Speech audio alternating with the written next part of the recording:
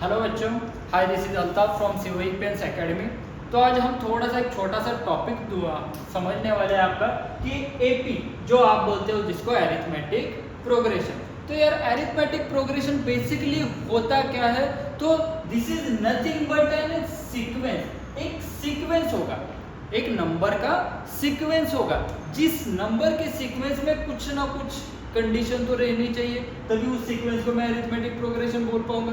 तो arithmetic progression में एक बात आपको पता है कि अगर मैंने क्या बोला कि एक आपका नंबर है, चलो मैंने पकड़ लिया 100, दूसरा नंबर है 110, तीसरा नंबर है 120, चौथा नंबर है 130 और ऐसे आगे बढ़ते जाना। और दूसरी केस हम पकड़ लेते हैं कि एक नंबर है मेरे पास 100, दूसरा नंबर है सपोज मैंने पकड़ लिया 110, तीसरा नंबर है 130, चौथा नंबर मैंने बोला 140, चलो मैंने पकड़ लिया। और एक पकड़ लेता हूँ कि एक 100 है, एक 90 है, एक 80 है, एक 70 है, सो ओके।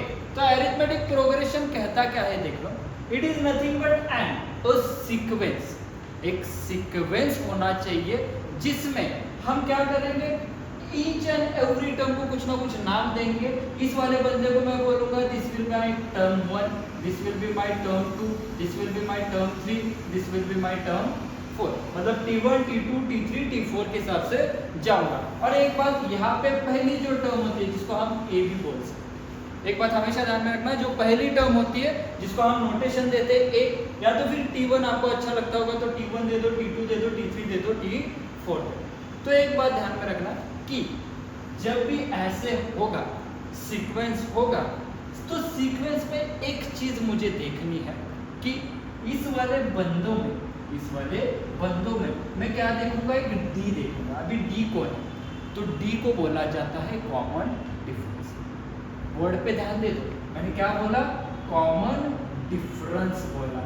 मैंने डिफरेंस नहीं बोला, मैंने बोला कॉमन डिफरेंस। अभी कॉमन डिफरेंस चीज क्या है और डिफरेंस चीज क्या है? तो एक बात हमेशा ध्यान में ले लो, मैंने अगर आपको बोला कि यार मैं 32 एज से, मतलब हम दोनों में कंपैरिजन कर रहा हूँ, मैंने बोला कि आपकी एज और मेरी एज में डिफरेंस बताओ।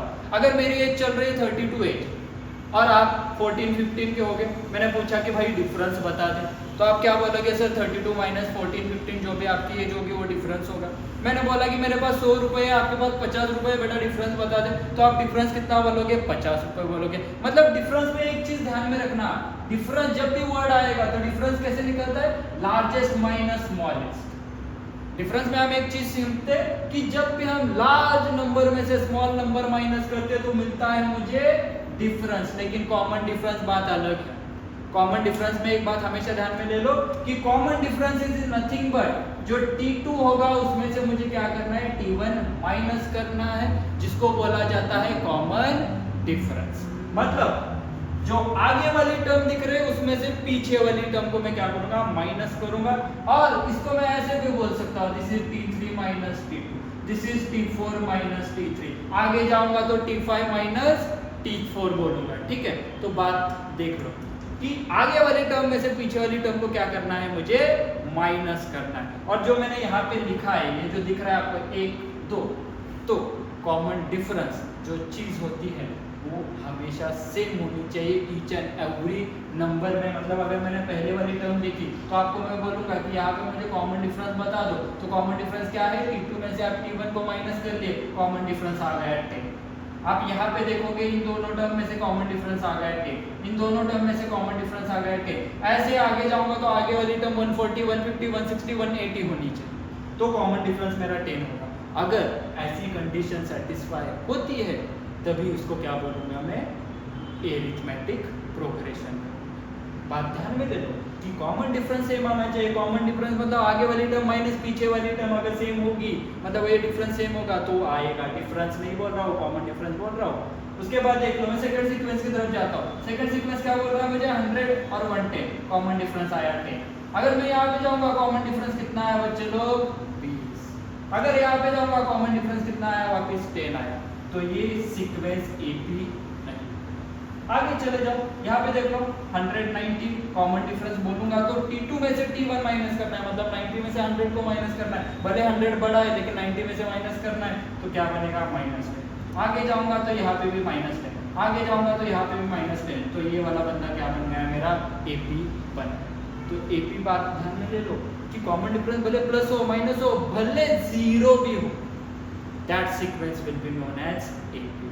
लेकिन क्या होना चाहिए, ईच एंड एवरी टर्म वाला भाई क्या होना चाहिए, डिफरेंस सेम होना चाहिए, तो इसको हम क्या बोलते हैं, एपी बोलते हैं। तो भाई यहाँ से थोड़ी सी चीज मुझे ढूंढनी कि मैंने ऐसे बोला कि डी की वैल्यू ऐसे है, डी की वैल्यू ऐसे है, T3 T2 T4 T3, ठीक है। अगर मैंने बोला कि यार चलो मैंने T4 तक आपको दिया था, मुझे चाहिए यार यहाँ से आगे वाली T7 वाली टर्म चाहिए या तो फिर T5 वाली टर्म चाहिए, चलो आसान से भाई की तरफ चलते। तो T5 वाले अगर मुझे टर्म निकालनी होगी तो T5 वाली टर्म आप अपने लॉजिक से क्या बोलोगे, T4 अगर कितना है मेरा 130 है तो T5 को क्या बनना पड़ेगा, मतलब 140 बनना पड़ेगा, आगे जाऊंगा तो 150। तो हर चीज में ये पॉसिबल नहीं है कि भाई मैं ऐसे चले जाऊँ। तो इसमें थोड़ा सा ध्यान देके देख लो कि अगर मुझे एक जनरल फॉर्मूला निकालना है किसके लिए, Tn के लिए, तो मैंने अगर आपको बोल दिया कि चलिए यार भाई मुझे इस वाली सीक्वेंस में, पहले वाला सीक्वेंस देख लेना, इसमें मुझे अगर T5 निकालना तो मैं ऐसे बोल दूं कि इट विल बी 100, पहला वाला भाई लिया मैंने, उसमें मैं क्या कर रहा हूँ, यहाँ पे देखोगे तो ये वाला बंदा 10 से बड़ा, ये वाला बंदा 10 से बड़ा, ये वाला 10 से बड़ा, मतलब D से बड़ा है। यहाँ पे जाऊंगा तो मैं इसको ऐसे बोल दूँ, सेकंड वाली टर्म थी तो मैंने n-1 इंटू डी बोल दिया, मतलब n-1, या तो फिर मैंने ऐसे बोल दिया कि मुझे T5 निकालना है तो 4-1 किया मैंने, 5-1 किया मैंने, और यहाँ पे मैंने D की जगह पे क्या लिखा, D मेरा 10। तो आप इस वाले सीक्वेंस में डाल के देख लो, 100 है, यहाँ से 4 है, यहाँ पे 10 है, मतलब 40 बना, 100 में आप 40 ऐड करोगे तो मुझे क्या मिलेगा, 150। तो एक जनरल फॉर्मूला ध्यान में ले लो कि अगर मुझे टर्म्स निकालनी है, Tn निकालना है, तो क्या करूंगा, पहले a दूंगा, उसके बाद n-1 करूंगा इंटू d करूंगा, तो ये बना मेरा Tn का फॉर्मूला। मतलब मैं कोई भी टर्म आपको बोल दूं कि यार निकाल ले, तो फॉर्मूला कैसे निकलेगा, पहले a को लेना है, बाकी वाले वजह से कोई लेना देना नहीं होगा, मैं स्टार्ट वाली टर्म की तरफ चलूंगा, उसके बाद n-1 करूंगा और d से मल्टीप्लाई कर दूंगा, मुझे जो चाहिए वो टर्म मिलेगी, n is my required number. मतलब मैंने T7 बोला तो यहाँ पे n की जगह पे 7 डाल दो, d की वैल्यू निकालो, d की वैल्यू कैसे निकालोगे, T2 माइनस T। अभी एक बात कि यहाँ पे मैंने और एक बात बोल दी आपको कि यार क्या करना है, मुझे इन सब की एडिशन करनी है, 100, 110, 120, 130, इन सब की अगर मुझे एडिशन करनी है तो इसके लिए भी मेरे पास एक फॉर्मूला है which is nothing but S. अभी एसएन का फॉर्मूला क्या है, तो एसएन का फॉर्मूला क्या कहता है, देख लो, it is nothing but n/2 into अंदर आएगा twice A plus n-1 into, this is the formula for S.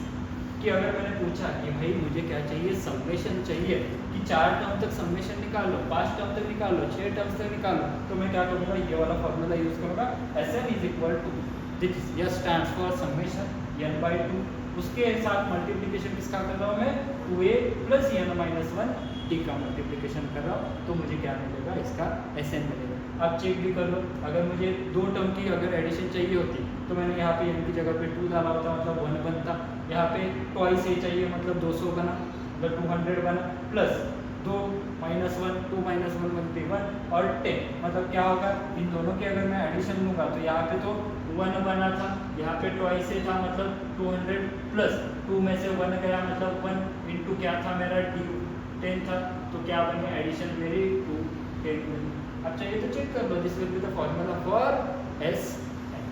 ठीक है, बात क्लियर है। तो इस चैप्टर में हमें 2 ही चीजें देखनी है, एक तो मुझे टर्म निकालने होते हैं, या तो फिर मुझे क्या निकालना होता है, इस टर्म्स का समेशन निकालना होता है। तो फॉर्मूले क्लियर होंगे, अगर आपको कुछ इस फॉर्मूला में डाउट होगे तो आप हमसे कॉन्टैक्ट कर सकते हैं। ठीक है, थैंक यू सो मच।